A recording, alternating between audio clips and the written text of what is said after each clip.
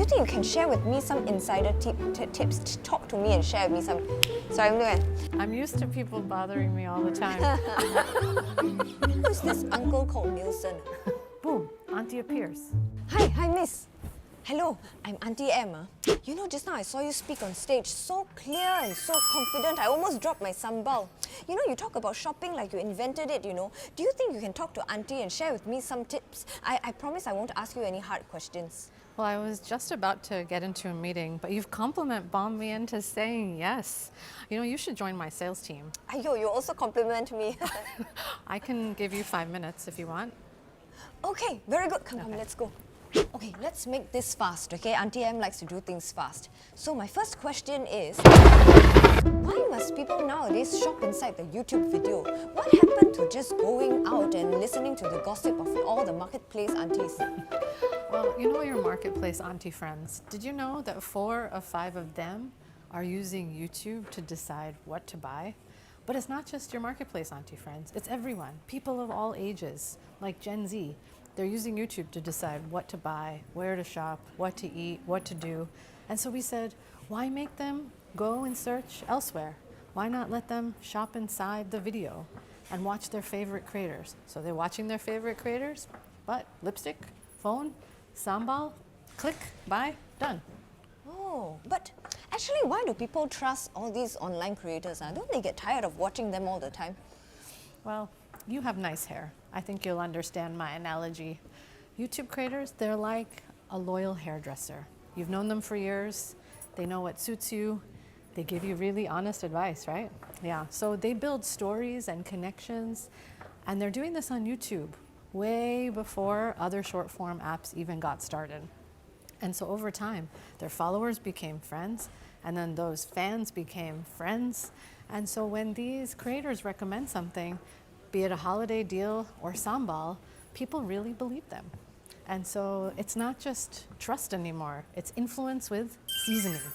But how do I make sure that my sambal shows up when people are looking for advice? Well, Auntie, this is an easy one. First, you pick creators who really feel your sambal vibe. You send them your sambal, you make them try it. If they can't handle your spice, well then they're not right for your brand. If they're putting your sambal on everything from potato chips to nasi goreng, well, you found the right one. Make sure you don't just pick anybody who knows how to say spicy on camera. Then you use this tool we have called partnership ads. It lets you take fun creator videos with their okay permission, of course, and turn them into proper ads. The best part, then our AI will send those videos to the right people just like magic. Before they even realize they're craving Auntie sambal, boom, Auntie appears. But how do I make sure my YouTube ads are working? I don't want to just throw sambal at the sea and then call it marketing, you know? Auntie, you sound like a real CMO now. Don't worry, we've got some receipts, particularly independent studies. We have partners at Nielsen that show us it's not just us bragging. We see YouTube gives higher return on your ad money versus all other online video platforms.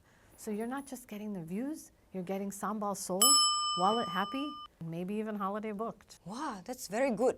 But I must ask you one question. Who is this uncle called Nielsen? How do I sign up? Don't make me go through more steps than my Zumba class, okay? Okay, promise, Auntie. How does 4 easy steps sound? Step 1, join YouTube Shopping Affiliate Program through Shopee Seller Center. Step 2, you pick your sambal flavors and you set your commission. Step 3, then creators will tag your jars in their videos. Step 4, boost those videos with our partnership ads in shorts, in feeds, or wherever people are scrolling and they're hungry.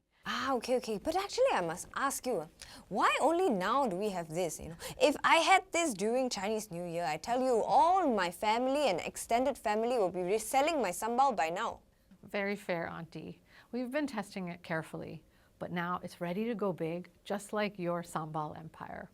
But now my turn to ask you questions.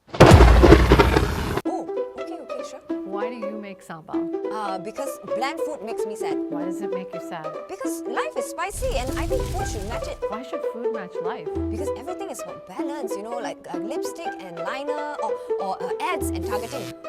Okay, but why sambal? Why not chili oil or hot garlic sauce? Because, you know, those things are not me. You know, I think Sambal is about culture, sass, and survival.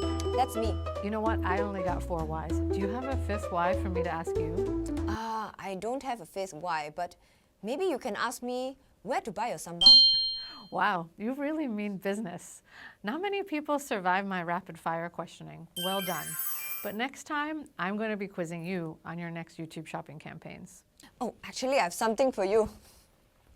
So because your questions to me were so spicy, but I still survived them, I want to see whether you can survive my Sambal. Well, thank you so much. No problem, no problem. I shall not take up too much of your time already, okay, actually, Sapna. I think I'll make a move. Well, something tells me I'll be seeing you somewhere soon. Good luck. Thank you, bye.